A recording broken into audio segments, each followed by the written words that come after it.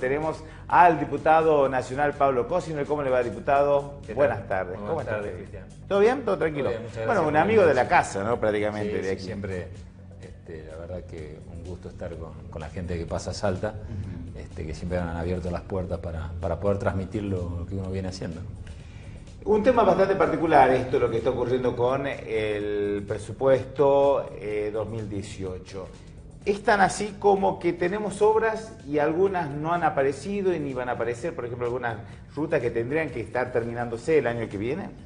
A ver, no es un presupuesto que haya generado expectativas favorables, ¿no? O sea, nosotros teníamos más expectativas y lo que realmente ingresó no es lo que esperábamos. No obstante lo cual, vamos a trabajar todo este tiempo hasta que se dé el tratamiento efectivo en la Cámara de Diputados para modificar algunas cosas. De hecho, el año pasado también tuvimos que trabajar para modificarlo. Quizá teníamos mayor expectativa en cuanto a las obras viales. Salta necesita mucho de inversión vial en ruta.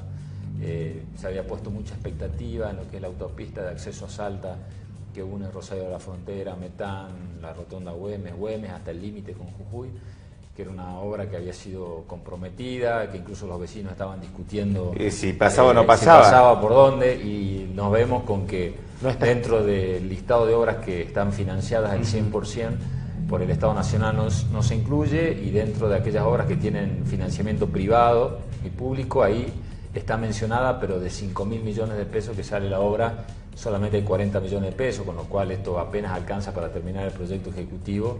Y de hecho, si nosotros no modificamos el presupuesto, la obra el año que viene tampoco se va a hacer. Entonces, en materia de obras viales no hay ninguna obra nueva, solamente la prosecución de la Ruta 16 que viene de Chaco y la 51 que va a Chile, que eran obras que ya se venían haciendo.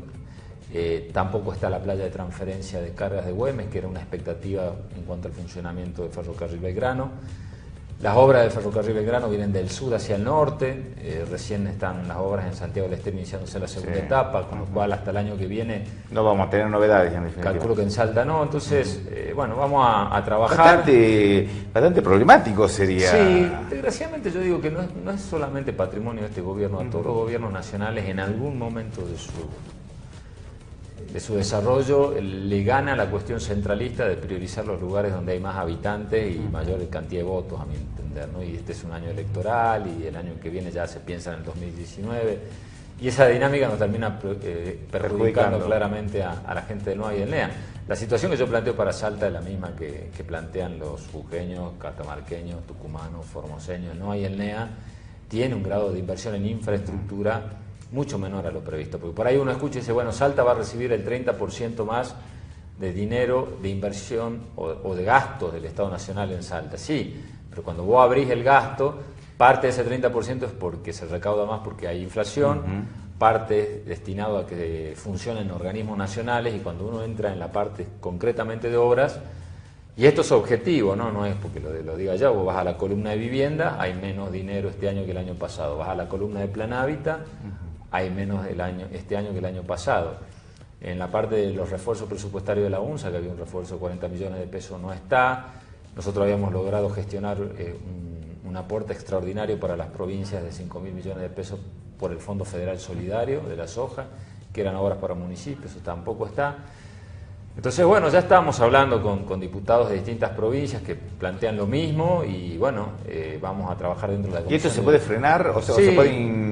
¿Se puede poner nuevamente estos proyectos? Yo creo que el gobierno tiene que entender que es necesario. De hecho, numéricamente el gobierno nacional no tiene más de 80 diputados, es lo que Cambiemos, con lo cual no está en condiciones de imponer un presupuesto. Claro. Yo creo que tienen que tener un criterio lógico, sentarse a dialogar, y así como el año pasado pudimos modificar algunas cosas, este año también. Se puede. Mirá, para ser claro, nosotros sabemos lo que es gobernar, tenemos la responsabilidad de gobernar una provincia como Salta, y ningún gobierno puede gobernar sin un presupuesto. Tampoco nosotros haríamos una locura de boicotear un presupuesto al Estado Nacional, porque tampoco podríamos gobernar la provincia de Salta sin un presupuesto nacional.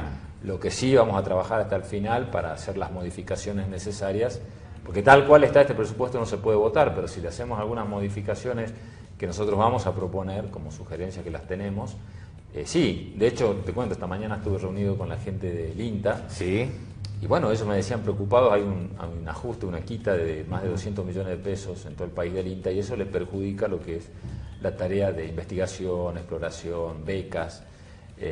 Y bueno, esto preocupa porque tiene que ver con las pymes, agricultura familiar, microemprendimientos en materia agropecuario, incluso asesoramiento de empresas. Claro. Así que bueno, vamos a trabajar. Sobre todo en Salta, el INTA es importantísimo. En todo lo que son economías claro. regionales, el INTA es muy importante. Ya el año pasado hubo un problema con el INTA, más grave que este año, porque el año pasado estaba en juego incluso el salario de los trabajadores. Por suerte este año está garantizado el pago de los salarios, pero sí esta reducción de recorte de 200 millones afecta a otros tipos de investigaciones y todo lo demás. Diputado, hoy por hoy, ¿sigue la misma situación que quedó en el 2015, en el 2016 del gobierno de Cambiemos? ¿Está mejor? ¿Ustedes están trabajando bien desde el Consejo del Congreso Nacional? El año pasado fue un año excelente para lo que es el Congreso, en lo que es el consenso de leyes, sería muy importante. Este año es un año electoral que digamos que puede ser permitido. ¿Pero usted cómo ve el gobierno nacional? Yo creo que el año pasado el gobierno había conformado una mesa de diálogo que la venía en el Congreso manejando el presidente de la Cámara de Diputados, el diputado Emilio Monzó, en donde habíamos podido generar la discusión más allá de no ponernos de acuerdo en todos los proyectos, porque de hecho nosotros habíamos votado a favor de la ley antidespido, el gobierno la vetó.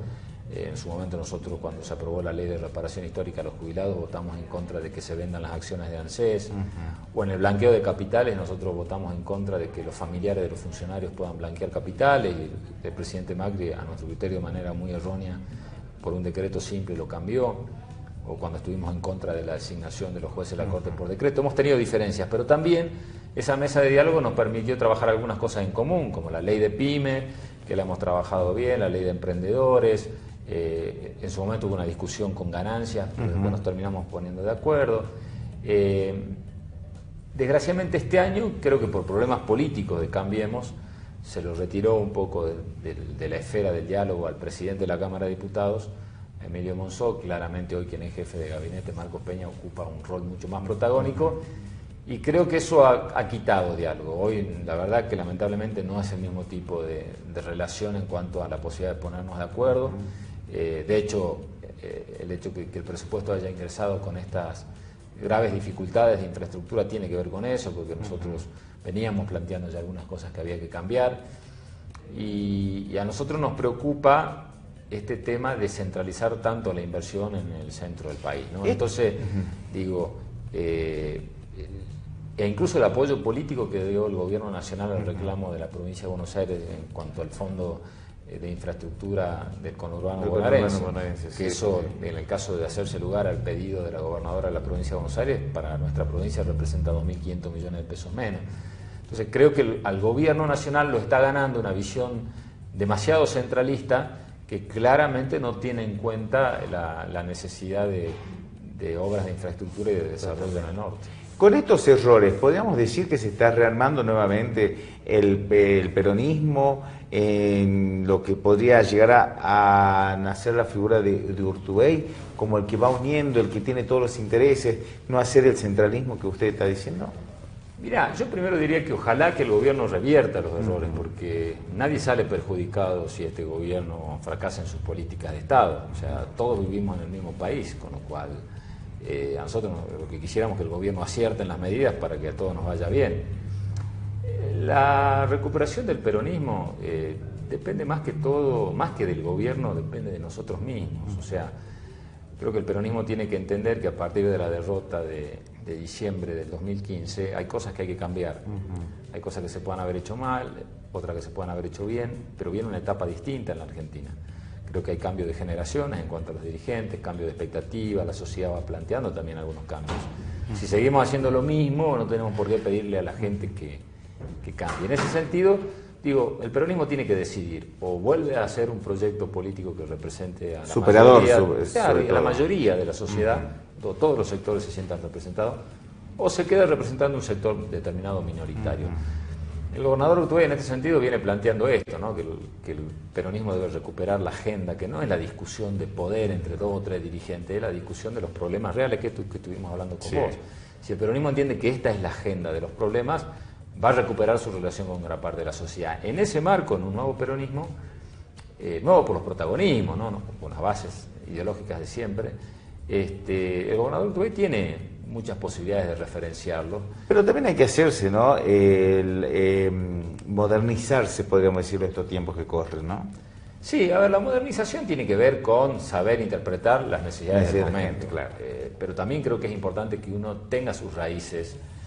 Totalmente, seguir y su identidad. Claro, con la doctrina peronista. El hecho, por ejemplo, que Salta sea como una provincia o busque ser una provincia más moderna, pujante, industrial, de desarrollo, no quiere decir que pierda sus raíces o su esencia histórica, totalmente, su manera de pensar. Bueno, creo que en la política es lo mismo, o sea, el peronismo debe buscar ser más democrático, más horizontal, más moderno, pero debe tener siempre sus raíces presentes, que los intereses a defender siempre deben ser los de los sectores más vulnerables.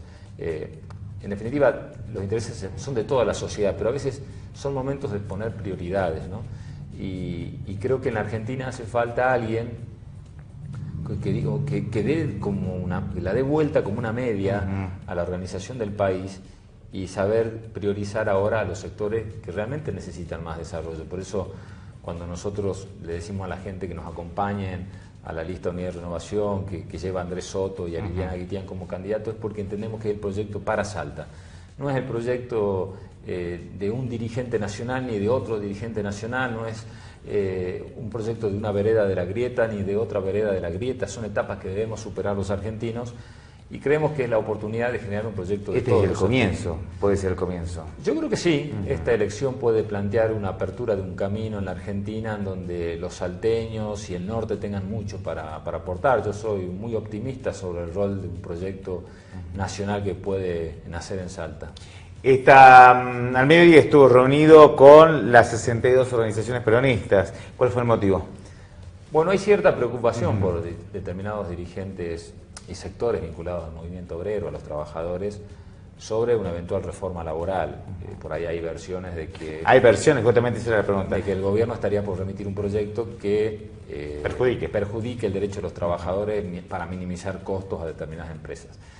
Lo hemos dejado tranquilo, en este momento en el Congreso no hay ningún proyecto de ley de reforma laboral, de hecho en algunos diarios de Buenos Aires surgió hoy que el gobierno no mandaría un proyecto de ley, sino plantearía, en función de las negociaciones colectivas de cada convenio colectivo, una discusión cómo hacer el tratamiento de los derechos de los trabajadores en abril del año que viene, cuando sean los convenios colectivos. Bueno, ahí habrá que tener mucho cuidado, si es así, de que no haya un renunciamiento a los derechos de cada uno de los sectores. Es importante generar inversiones, es importante que haya más trabajo, pero eso tiene que ser en función de, vuelvo con lo que decíamos recién, generar un marco de desarrollo productivo en el país y no vulnerando el derecho de los trabajadores. Para finalizar, ¿tendría que haber una renovación de las reformas laborales? Si eso implica generar mejores condiciones para trabajo sin vulnerar el derecho de los trabajadores, sí. Lo que hay que tener mucho cuidado, porque la última reforma laboral, que fue de la década del 90, que fue la famosa ley Banelco, no terminó bien en la Argentina. Totalmente. Entonces hay que tener mucho cuidado, y lo que no puede hacer el gobierno es no dialogar y armar una mesa de trabajo con los sindicatos, con los empresarios, el Poder Ejecutivo, el Congreso, y de ahí buscar la mejor salida. Con el compromiso de seguir trabajando desde el Congreso Nacional para lo mejor de los salteños y los norteños, si es lo que usted está llevando adelante. Así es, creo que ese es el objetivo que en estos momentos tenemos que tener en claro todo, ¿no? Creo que llega el tiempo donde los argentinos busquemos una idea de unidad, que no quiere ser uniformidad, ¿no? No quiere decir que todos pensemos igual, pero la unidad te permite decir, bueno, cada uno aportemos lo que mejor sabemos y busquemos un punto en común. Dejemos un poco las diferencias para tratarlas como diferencias, pero creo que el proceso de unidad nacional es reclamado por los argentinos. Muchísimas gracias, diputado. No, gracias a ustedes.